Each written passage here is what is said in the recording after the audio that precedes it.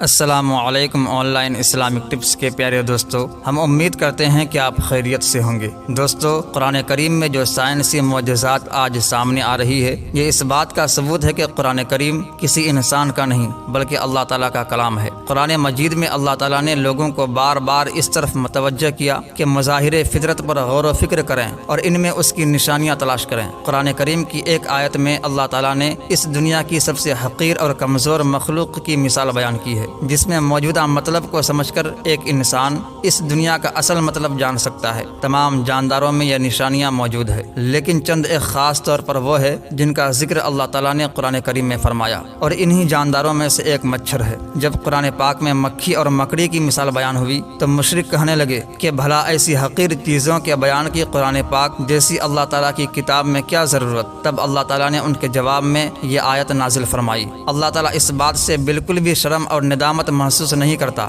کہ وہ کسی مچھر کی مثال بیان کرے یا اس کے اوپر کی کسی چیز کی۔ جو مومن ہے وہ یقین کرتے ہیں اور ان کے پروردگار کی طرف سے سچ ہے، اور جو کافر ہے وہ کہتے ہیں کہ اس مثال سے خدا کی مراد ہی کیا ہے۔ اسی طرح اللہ رب العزت ایک ہی بات کے ذریعے بہت سے لوگوں کو گمراہ ٹھہراتا ہے اور بہت سے لوگوں کو ہدایت دیتا ہے، اور اس سے صرف انہی کو گمراہی میں ڈالتا ہے جو پہلے سے ہی نافرمان ہے۔ مچھر بے شک ایک غیر معمولی اور غیر اہم سا جاندار ہے، مگر اس پر غور و فکر کیا جائے تو اس میں بھی اللہ تبارک و تعالیٰ کی بہت ساری نشانیاں دیکھنے کو ملتی ہے۔ اللہ تعالیٰ نے مچھر کے لیے قرآن کریم میں بعودتا کا لفظ استعمال فرمایا ہے، اور یہ لفظ مؤنث ہے۔ مچھر کی دنیا میں کوئی 3500 اقسام ہیں، اور ان تمام اقسام میں صرف مچھر کی مادہ ہی انسانوں، حیوانوں اور پرندوں کا خون چوستی ہے، جبکہ نر مچھر نباتات اور پھلوں کا رس چوستا ہے۔ اب سوال یہ پیدا ہوتا ہے کہ مچھر کی جنسی شناخت تو آج کی میڈیکل سائنس کا کارنامہ ہے کہ آج ہمارے پاس ایسی جدید خوردبین ہے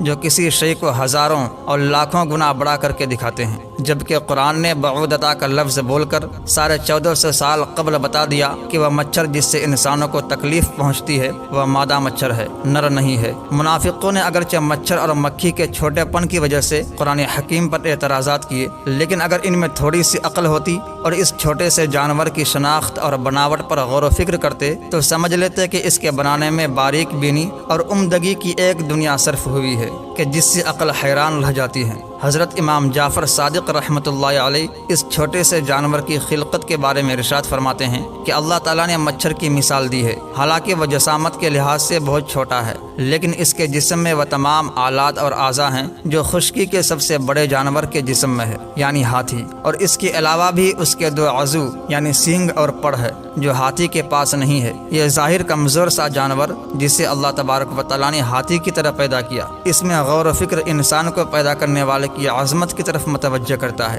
خصوصاً اس کی سونڈ جو ہاتھی کی سونڈ کی طرح اندر سے خالی ہے اور وہ مخصوص قوت سے خون کو اپنی طرف کھینچتی ہے۔ یہ اتنا حساس ہوتا ہے کہ صرف کسی چیز کے اڑنے سے خطرہ محسوس کر لیتا ہے اور بڑی تیزی سے اپنے آپ کو خطرے کی جگہ سے دور لے جاتا ہے۔ اور تعجب کی بات یہ ہے کہ یہ انتہائی کمزور ہونے کے باوجود بڑے سے بڑے جانور کو عاجز کر دیتا ہے۔ حضرت علی رضی اللہ تعالی عنہ نے فرمایا کہ اگر دنیا جہان کی سب زندہ مخلوق جمع ہو جائیں اور باہم مل کر کوشش کریں کہ ایک مچھر بنا لیں تو وہ ہرگز ایسا نہیں کر سکتے، بلکہ اس جاندار کی خلقت کے اسرار پر ان کی عقلیں دنگ رہ جائیں گی اور وہ تھک کر انجام تک پہنچ جائیں گے۔ آج میڈیکل سائنس دانوں نے مچھر کی 3500 کے لگ بھگ اقسام کی کھوج کی ہے، لیکن یہ تعداد یقینی نہیں۔ اب ان کی کل اقسام کتنی ہے یہ صرف ایک اللہ رب العزت ہی کو علم ہے۔ میری طرح آپ میں سے بہت سے دوستوں کے ذہنوں میں یہ خیال آیا ہوگا کہ آخر اس مثال کا مطلب کیا ہے، لیکن جب آپ ایک مچھر کی آنکھ کو دیکھیں تو آپ کا دماغ ملفوظ ہو جائے گا۔ مچھر کی ایک آنکھ کے اندر بھی کئی آنکھیں ہیں اور یہ تمام آنکھیں ایک ساتھ کام کرتی ہے۔ جب آپ اس کے بارے میں جان لو گے تو تب آپ کے ذہن میں بھی یہ آیت کریمہ آئے گی۔ سائنس نے اس مچھر کے بارے میں بہت کچھ انکشافات کیے کہ یہ چھوٹی سی مخلوق کتنے انسانوں کی جان لیتا ہے۔ یہ تو بہت تفصیلی باتیں ہیں، مگر چند باتیں ایسی ہیں جو میں آپ کے ساتھ شیئر کرنا چاہوں گا۔ مچھر کی 100 آنکھیں ہیں جو سب کے سب اس کے سر میں ہے۔ ایک مچھر کے 48 دانت ہوتے ہیں، اس کے 3 دل ہے اور تینوں مختلف قسم کے ہیں۔ مچھر کے سونڈ میں 6 چھڑیاں ہیں اور ہر چھری کا اپنا کام ہے۔ مچھر کے دونوں طرف 3/3 پر ہے۔ مچھر کے اندر حرارت کا پورا نظام ہے اور اسی کے ذریعے یہ انسانی جلد کی رنگت کو تاریکی میں پہچانتا ہے، مگر اس کی سوئی میں نشہ کرنے کا نظام ہے جس سے کاٹتے وقت انسان کو محسوس نہیں ہوتا اور کاٹی ہوئی جگہ خون چوسنے سے سوج جاتی ہے۔ ایک مچھر کے اندر خون کا تجزیہ کرنے کا نظام بھی ہے کہ وہ ہر خون نہیں چوستا۔